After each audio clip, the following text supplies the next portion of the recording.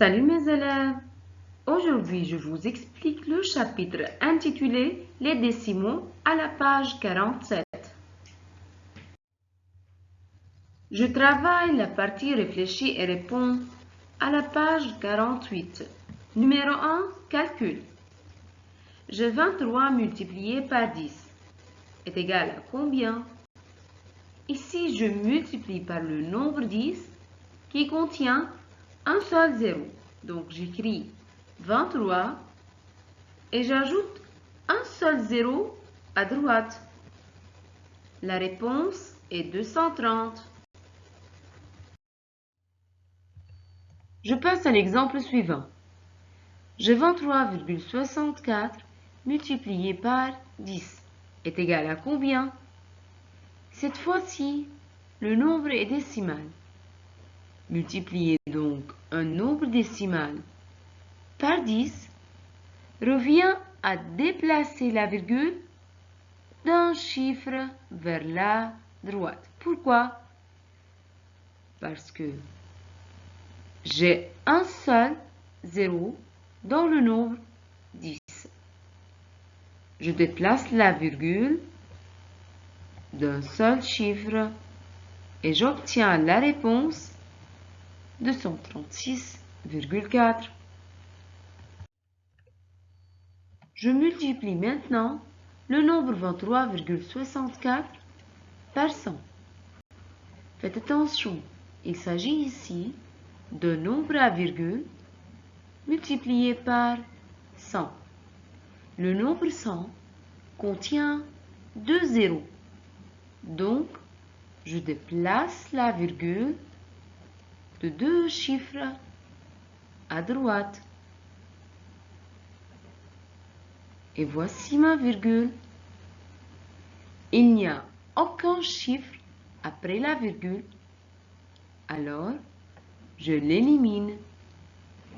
Et j'obtiens la réponse 2364.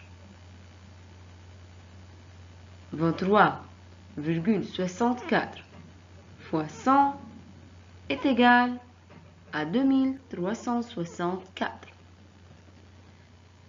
Donc, multiplier un décimal par 100 revient à déplacer la virgule de deux chiffres vers la droite. Voici un autre exemple. 23,64 fois 1000 est égal à combien? J'ai 23,64 multiplié par 1000. Il y a 3 zéros dans 1000. Ça veut dire, je dois ici déplacer la virgule de 3 chiffres. Je remarque que dans le nombre 23,64, il y a seulement deux chiffres après la virgule. J'ajoute donc un zéro à droite du nombre 23,64 pour avoir trois chiffres après la virgule. Et maintenant, je déplace la virgule de trois chiffres à droite. Pas de chiffre à droite de la virgule, alors je l'élimine. Et j'obtiens la réponse 23 640. Pour résumer, multiplier un décimal par 10, 100, 1000, etc. revient à déplacer la virgule d'un, de deux, de trois chiffres, etc. vers la droite en introduisant ou en rajoutant des zéros si c'est nécessaire. Je passe au numéro 2, calcul. Dans cet exemple, j'ai 230 divisé par 10. Je dois ici diviser le nombre 230 par 10. Je remarque que 230 n'est pas un nombre décimal car il ne contient pas de virgule et il se termine par un zéro. Pour diviser 230 par 10, je barre donc le 0 du dividende et du diviseur et j'obtiens la réponse 23. Ça fait 230 divisé par 10 est égal à 23. 23,64 divisé par 10. Pour diviser un nombre à virgule par 10, je regarde le nombre de zéros dans 10. C'est un seul zéro.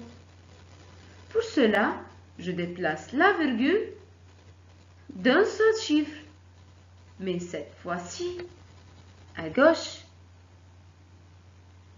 Et j'obtiens 2,364. Maintenant, 23,64 divisé par 100. Un nombre à virgule divisé par 100. Je regarde combien de zéros contient 100. 2 zéros. Donc, je fais comme avant. Je déplace la virgule de 2 chiffres à gauche. Maintenant, je remarque qu'il n'y a plus de chiffres avant la virgule. Dans ce cas, je n'élimine pas la virgule, donc j'ajoute un zéro avant la virgule. Et la réponse est 0,2364.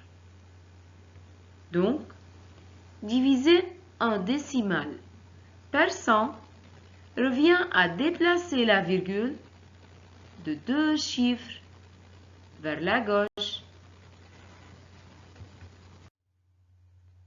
23,64 divisé par 1000. Cette fois-ci, j'ai le même nombre, mais divisé par 1000. Il faut donc déplacer la virgule de 3 chiffres à gauche du nombre. Dans le nombre 23,64, j'ai seulement 2 chiffres avant la virgule. J'ajoute alors un zéro pour avoir 3 chiffres avant la virgule. Puis je déplace ma virgule.